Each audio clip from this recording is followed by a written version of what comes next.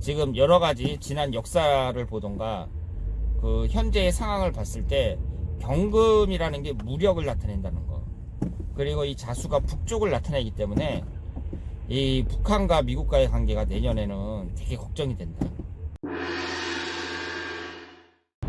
그래서 이런 식으로 내가 내 사주를 보고 항상 변하려고 하는 자세, 이것이 중요하다고 볼 수 있고요. 그래서 사람들이 해마다 이제 해가 바뀔 때마다 난 뭘 해야겠다, 올해는 뭘 해야겠다, 이런 다짐을 하는데 매우 바람직하다고 볼 수 있습니다. 그러면 제가 한번 해봤던 것 중에, 남들이 그러는데 이렇게 하면 좋다더라, 이게 아니라 내가 한번 해본 것 중에 추천을 한번 해드릴게요. 우선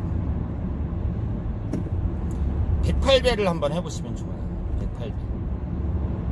왜냐하면 108배가 운동량으로 봤을 때는 그렇게 크다고 보진 않거든요. 운동량으로만 봤을 때 한 500배 정도 한다면 몰라도 하루에 딱 108번만 절을 한다? 그것이 운동량이 아주 커가지고 뭐 살이 빠진다든가 뭐 그렇게 생각하지는 않습니다. 만약에 내가 다이어트까지 할 생각이라면요, 진짜 300배, 500배 정도는 해야 되지 않나 생각을 해요. 근데 그렇게 많이 할 필요는 없고 그냥 하루에 108번 정도만 절을 하는데 천천히 하시고요. 그리고 기차게 절을 잘하는 법이라고 성견 스님이라는 분이 있는데 그분이 상당히 유명한 분이거든요. 유튜브에 보면 그분이 절을 어떻게 해야 되는지 자세히 알려주고 있어요. 그래서 그분이 하는 대로 이렇게 따라서 하면서 108배를 한다면 이것이 육체적으로도 물론 좋지만 정신적으로 상당히 좋습니다. 108배. 절을 천천히 하시는 거예요. 천천히 복식호흡 하면서.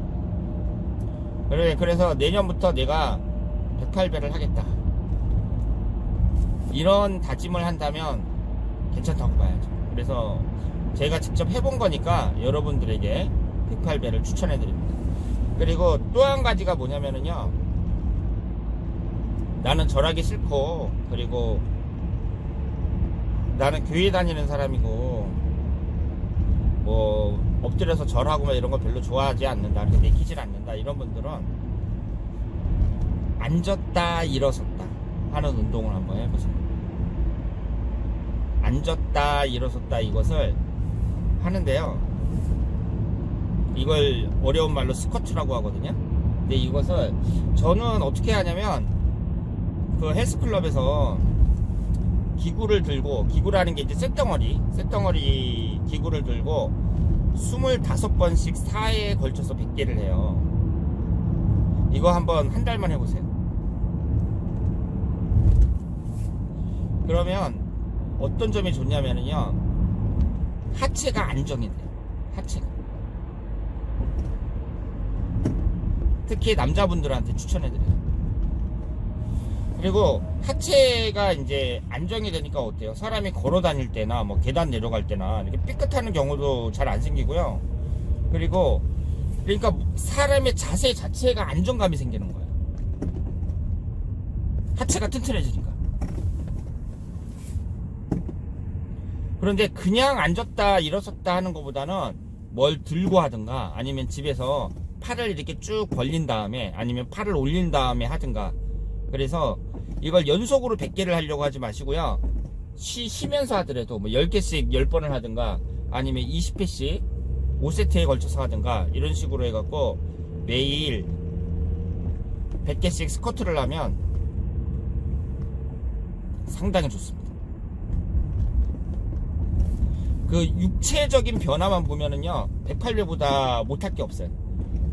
육체적인 변화만 보면. 108배 같은 경우에는 내 몸이, 내 하체가 막 튼튼해진다든가 이런 느낌이 그렇게 강하게 드는 건 아니거든요. 그런데 스쿼트는 달라요. 그래서 여러분들이 내년부터는 108배를 한번 하시거나, 아니면 스쿼트를 하루에 100개씩 하는 거, 이것을 추천해 드립니다.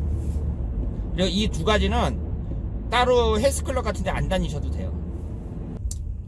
그래서 내가 내년부터는 어떻게 변하겠다, 이런 걸 이제 결정을 할 때 너무 어려운 거 하지 마세요. 너무 어려운 거 말고 제가 지금 말씀드린 것처럼 뭐 스쿼트라든가 108배라든가 이런 거 108배도 천천히 하더라도 하루에 한 20분 25분이면 할 수 있거든요. 20분 25분이면 할 수 있어요. 스쿼트도 그 안에 다 100개도 스쿼트 100개도 그 안에 다 할 수 있어요. 그래서 이런 식으로 해서 내 몸을 우선 튼튼히 하고, 그리고 정신적으로도 이 108배는 육체적인 것보다는 정신적인 부분에서 상당한 효과가 있어요. 한번 해보세요. 그래서 이 두 가지를 추천해 드리고요. 그리고 이건 사주 채널이니까 내가 사주명리학을 한번 공부를 해보겠다 이런 생각만 계속 갖고 있던 분들도 내년부터는 본격적으로 한번 공부를 해보시는 것이 좋습니다. 그리고 내년이 경자년이잖아요. 경자년이 밑에 깔려있는 게 뭐예요? 식신상관운이잖아요. 식신상관운이라는 게 일하는 운을 나타내거든요. 실행력을 나타낸단 말이에요. 그러니까 내년에는 부지런한 사람이 빛을 본다고 봐야 돼요. 부지런한 사람들. 그래서 운이 좋아가지고 어떻게 횡재를 한다든가 이런 것보다는 꾸준히 노력하는 사람들이, 꾸준히 노력하고 부지런한 사람들이 빛을 볼 수 있는 한 해다 이렇게 말씀을 드릴 수 있습니다. 그리고 좀 걱정되는 건 뭐냐면요, 이 경금이라는 게 무력을 나타내거든요. 경금이라는 게 예전에 무기는 뭐예요? 칼이잖아요. 칼 같은 걸 이제 쇠로 만들었잖아요. 그래서 한자에서 금기운이라는 것은 무력을 나타내거든요. 그런데 이 경금이 들어오는 해가 숫자로 0이 되는 해예요. 그러니까 1990년, 2000년, 2010년, 2020년 이런 식으로 새로운 10년이 시작되는 그때가 경금이 들어오거든요. 그런데 1910년에 경술국치로 한일합방이 됐단 말이에요. 그때가 경술년이었어요. 그리고 1950년도에 6.25 전쟁이 일어났습니다. 그때가 경인년이었어요. 그리고 1980년도에 강주 민주화 운동이 있었습니다. 그것도 신군부가 무력으로 진압을 한 거니까 무력과 관련이 있다고 봐야 되잖아요. 그리고 국가 전체로 불행한 일이란 말이에요. 그런데 내년이 경자년이에요. 그러면 지금 상황을 봤을 때 미국하고 북한하고 사이가 안 좋잖아요. 뭐 전쟁, 지금 당장 미국이 뭐 북한을 폭격하더라도 이상할 게 없는 상황이잖아요. 그런데 경자년에서 자수가 방향으로 봤을 때 북쪽을 나타내거든요. 방향으로 봤을 때 북쪽이에요.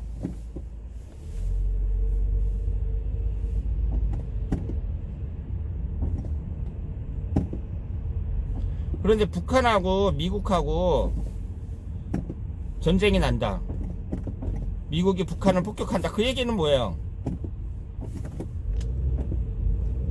그 당사자는 한국이에요. 한국이 가장 많은 피해를 본다고 봐야 돼요. 그리고 만약에 미국이 폭격한다 그러면 주한미군이 움직일 텐데 당연히 한국도 참전하는 수밖에 없잖아요. 그러면 김정은이 미사일을 쏘더라도 뭐 미국에 쏘겠어요? 가까운 한국에다 쏘겠지. 그래서 이게 이제 그 일년운이라는 게 긍정적으로 해석을 할 수도 있고 부정적으로 해석할 수도 있는데, 지금 여러가지 지난 역사를 보던가 그 현재의 상황을 봤을 때 경금이라는 게 무력을 나타낸다는 거, 그리고 이 자수가 북쪽을 나타내기 때문에 이 북한과 미국과의 관계가 내년에는 되게 걱정이 된다, 이렇게 말씀을 드릴 수 있습니다. 그러면 여러분들은 또 끼워 맞추기라고 할지 모르겠는데 80년도에 경신년이었거든요. 신금은 뭐예요? 방향으로 봤을 때 서쪽이잖아요. 서쪽. 호남이 서쪽이잖아요. 강주가. 그러니까 끼워 맞추기라고 생각하지 마시고 이렇게 생각을 할 수 있다는 거죠. 그래서 경자년이라는 게 저는 그 북한하고 내년에 전쟁하면 어떡하지, 이거 되게 걱정돼요. 그리고 일년운이라는 게 육식갑자에서 경자다 그러면 그 경자라는 것에 나름대로 특징이 있는 거지, 이걸 좋다 나쁘다로 따질 수 있는 게 아니잖아요.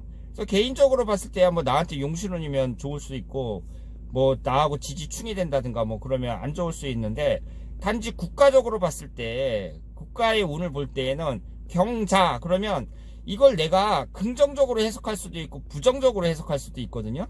그러면 제가 아까 말씀을 드렸죠. 그 전해의 영향을 많이 받아요. 올해가 기해년이잖아요. 그럼 올해가 기해년이고 내년이 경자년이란 말이에요.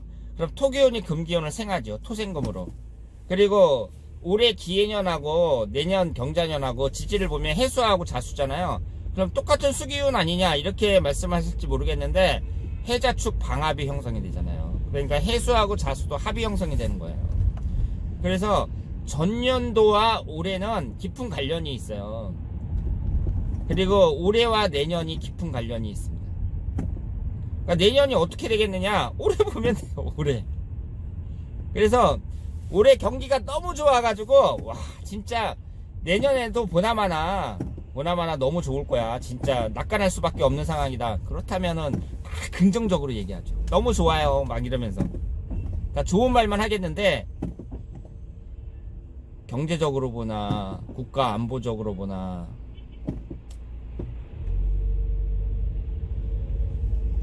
여러분 어때요? 올해 너무 좋았어요? 올해가? 그런 분들도 제가 봤어요. 올해 너무 좋다고. 그런데 수치상으로 봤을 때는 아니잖아요. 수치. 전반기에 마이너스 성장도 하고 1, 4분기가 마이너스 성장이었죠. 그러니까 수치상으로 봤을 때도 그렇고, 일단은 사람들이 다 뭐 장사 안 된다고 힘들다는 사람들이 훨씬 많거든요. 근데 집값이 많이 올랐으니까 돈 많은 사람들은, 부자들은 더 좋다고 하는데, 그 부자들이야 뭐 몇 프로나 돼요. 국민 절대 다수는 부자가 아니잖아요. 그러니까 다 힘들어 한단 말이에요. 그러면 내년이 됐을 때 갑자기 좋아지겠느냐? 올해가 이렇게 힘들었는데 내년 경자년이 되면서 갑자기 좋아지겠느냐? 그렇게 보기가 어렵습니다. 그런데 이 자수라는 것은요, 시기로 봤을 때 겨울을 나타내고, 그리고 시간으로 봤을 때는 새벽을 나타내거든요. 한밤중. 그러면 그게 무엇을 의미하냐면 생명을 잉태하는 시기예요. 생명을 잉태하는 시기. 그래서 가을에 사람들이 추수를 해가지고 과일을 따가지고 먹고서 씨를 갖다가 버리잖아요. 그럼 그 씨가 땅속에 겨울 내내 그 안에서 이렇게 쭉 있다가 봄에 태어날 만한 그 생명을 갖다가 잉태하는 거야. 그 생명을 잉태하는 시기가 바로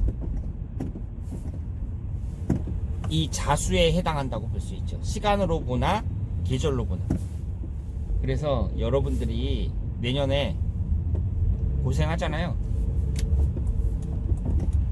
내년에 열심히 노력한단 말이에요. 그러면 내년에 당장 효과가 나타나지는 않는다고 하더라도 내년에 노력한 것이 그 다음에 아니면 그 다다음에 결실을 맺을 수 있다, 이렇게 봐야죠.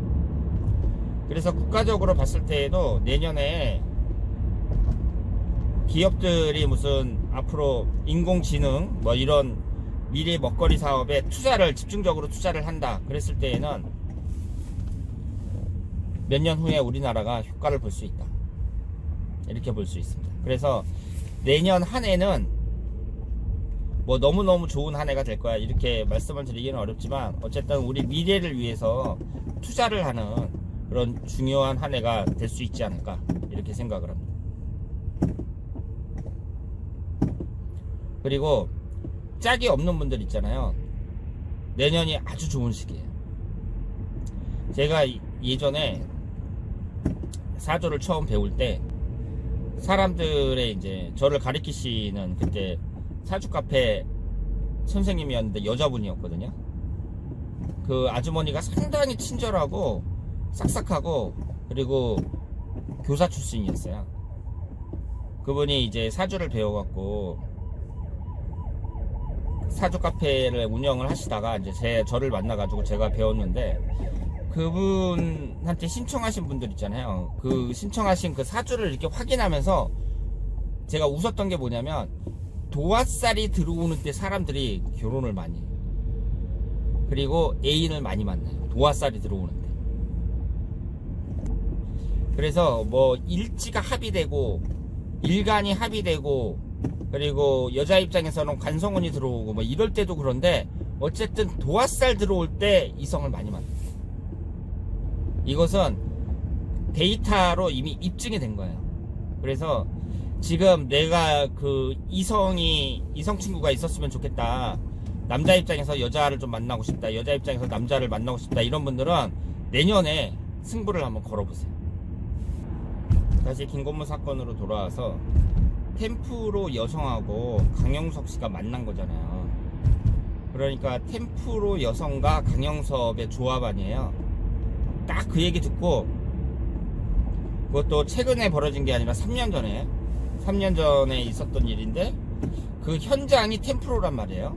만약에 김건모 씨가 뭐 일반인 여성과 어떻게 하다가 뭐 성폭행을 했다든가 아니면은 자기 소속사 여직원을 갖다가 뭐 어떻게 성폭행을 했다든가 그렇다면 모르겠는데 그게 아니라 그 현장이 템프로란 말이에요. 그것도 3년 있다가. 그리고 그걸 이제 터뜨린 사람이 강영석 씨잖아요. 저는 그 템프로와 강영석 씨의 만남을 딱 보고 딱 느꼈어요. 딱 느꼈습니다. 어떤 걸 느꼈다는 것인지는 여러분들이 상상을 해보시길 바랍니다. 그런데 강영석 씨는 제가 좋아하는 사람인데요. 어떤 점에서 좋아하냐면 좌파들하고 잘 싸우잖아요. 그런 점에서 좋아요. 그런데 개인적으로 봤을 때는 별로 안 좋아요. 왜 안 좋아하게 됐냐면 인터넷을 보시면은요, 그 도도맘 사건 아시죠? 도도맘 사건에 남편이 강용석 씨에 대해서 글을 쓴 게 있어요. 그걸 한번 읽어보시길 바랍니다. 그리고 그 가로세로 연구소라는 데도 우파 사이트잖아요. 가로세로 연구소가 이제 우파 쪽에 단체라고 볼 수 있는데, 그 다른 우파들 있잖아요. 젊은 사람들을 여지없이 공격하고 있습니다. 그러니까 자기들이 이제 국회의원 출신이고 그리고 기자 출신이고 이런 사람들이 모여서 만들었으면 경력으로 보나 그리고 구독자 수로 보나 모든 면에서 좀 앞서 있는 사람들이라고 볼 수 있잖아요. 같은 우파 중에서는. 왜냐면 젊은 사람들이 이렇게 노력해가지고 막 구독자도 올리고 그러면 그 사람들이 좀 부족한 게 있더라도 좀 격려도 해주고 그러면서 이렇게 키워줘야 되지 않을까, 저는 그렇게 생각을 하는데, 그 사람들은 여지없이 공격을 해요.